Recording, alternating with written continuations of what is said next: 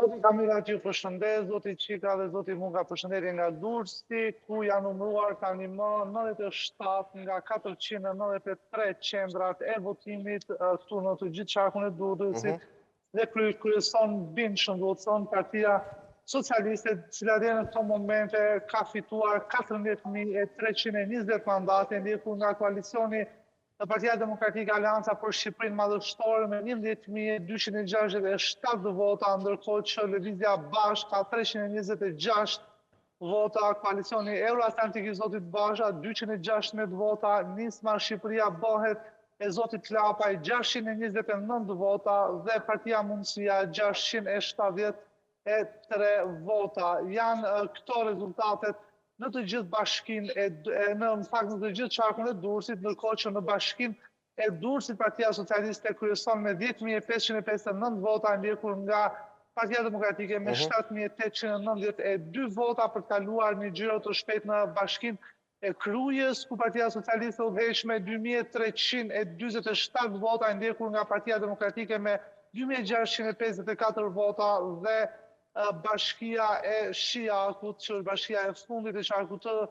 Durrësit, Partia Socialiste udhëheq bindshëm, duhet thonë në Shiak me gati 2% e votave, ku PS-ja ka 1.414 vota dhe Partia Demokratike ka 721 vota. Duket sikur do të përsëritet ka shumë, nëse mund ta quajmë kështu, rezultati vitit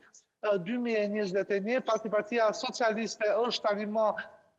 në tek 7 mandate, pra me këtë rezultat paraprak Partia Socialiste nga 14 mandate që ka qarku i Durrësit, Partia Socialiste duket sikur ka siguruar 7 mandate dhe është drejt mandatit të 8 me këto shifra, ndërkohë që Partia Demokratike Aleanca për Shqipërinë Madhështore, sipas të dhënave paraprake,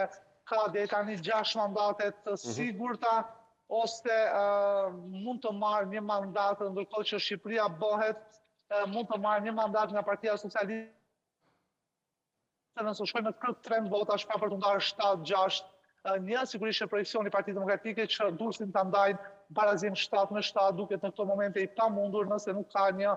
ndryshim të rezultateve dhe të votave